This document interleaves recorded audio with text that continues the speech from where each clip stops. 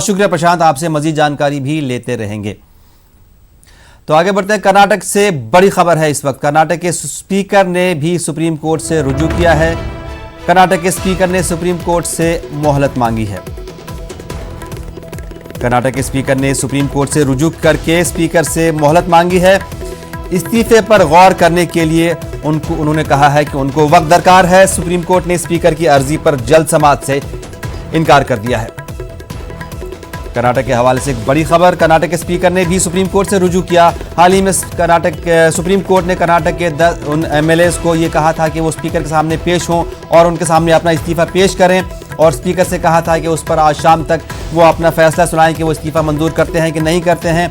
तो कर्नाटक के स्पीकर ने भी इसके बाद सुप्रीम कोर्ट से रुजू करके सुप्रीम कोर्ट से उन्होंने मोहलत मांगी है, क्योंकि उनका ये कहना है कि इस इस्तीफे पर गौर करने के लिए उनको वक्त दरकार है।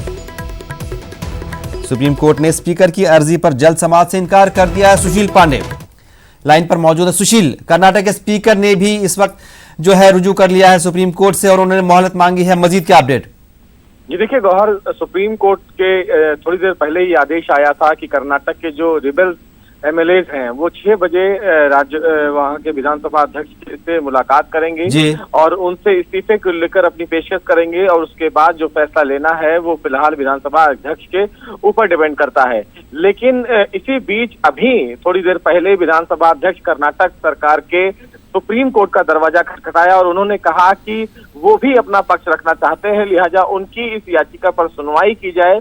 सुप्रीम कोर्ट से वो चाहते थे कि सुप्रीम कोर्ट अपने दिए हुए आदेश में बदलाव करे, लेकिन सुप्रीम कोर्ट ने अपने पुराने आदेश में बदलाव करने से मना कर दिया है। सुप्रीम कोर्ट ने विधानसभा अध्यक्ष से ये कहा है कि अगर उनको कुछ कहना है तो कल जब इस याचिका पर सुनवाई की जाएगी तब वो इस याचिका पर सुनवाई करेंगे, तब तक वो अपना याचिका सुप्रीम कोर्ट में दाखिल कर सकते हैं। हम अभी फिलहाल उन्हें कोई राहत नहीं देंगे। यानी कि सुप्रीम कोर्ट ने सीधे विधानसभा अध्यक्ष, कर्नाटक विधानसभा अध्यक्ष की अपील को सुनने से मना कर दिया है। यानी कि ये साफ है कि सुप्रीम कोर्ट के इस आदेश के बाद जो पुराना आदेश था गौहर, जिस आदेश में सुप्रीम कोर्ट ने कहा था कि तमाम बागी विधायकों को आज 6 बजे विधानसभा अध्यक्ष से मुलाकात करनी होगी, वो फिलहाल आदेश लागू रहेगा। अब शाम 6 बजे तमाम जो बागी विधायक हैं वो विधानसभा अध्यक्ष से मुलाकात करेंगे। कल विधानसभा अध्यक्ष और बागी विधायकों यानी कि दोनों लोगों की याचिकाओं पर सुप्रीम कोर्ट एक साथ सुनवाई करेगा। लेकिन सुशील, क्या वजह हो सकती है कि इसके पीछे क्या मंशा हो सकती है कि स्पीकर को भी रुजू करना पड़ा सुप्रीम कोर्ट से और मोहलत मांगनी पड़ी? जी देखिए गौर, इसमें जो मंशा है वो यही साफ है कि सुप्रीम कोर्ट ने इस मामले में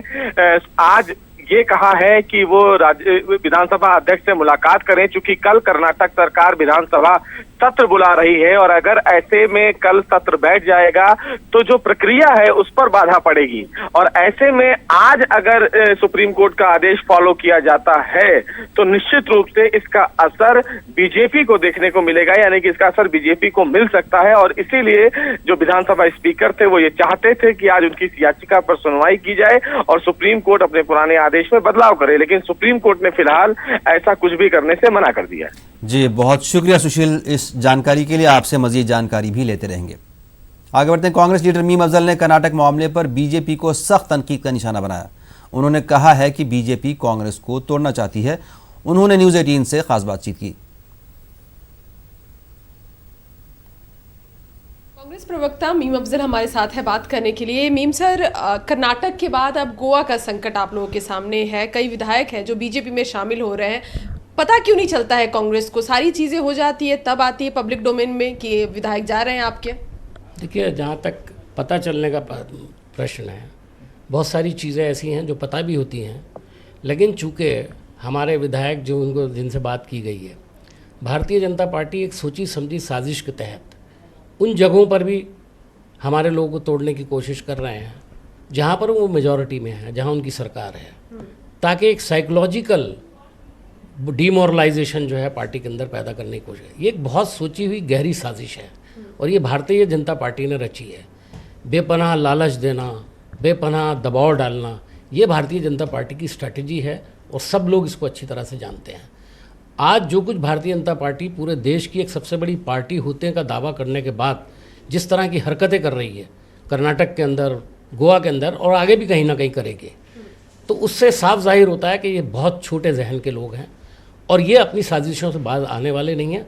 इनके पास पैसा बहुत है, इनके पास पावर का गलत इस्तेमाल करने के तरीक़े बहुत हैं और ये उसका पूरा इस्तेमाल कर रहे हैं। संसद में भी आज प्रदर्शन हुआ है, सोनिया गांधी, राहुल गांधी प्रदर्शन में थे, सभी विपक्षी पार्टी भी लोकतंत्र बचाओ की बात कर रहे हैं। जाहिर है कि जिस तरह से पार्टी को तोड़ने की बात की जा रही है, जिस तरह से साजिशें की जा रही हैं, तो क्या इससे लोकतंत्र जो है कमज़ोर नहीं होता है? क्या इसका संज्ञान सरकार को नहीं लेना चाहिए? क्या इसका संज्ञान अपोजिशन को नहीं लेना चाहिए? आज पूरी अपोजिशन पार्लियामेंट के बाहर खड़ी हुई थी और मुजाहरा कर रही थी और इसीलिए कर रही थी कि भारतीय जनता पार्टी को एक्सपोज होना है।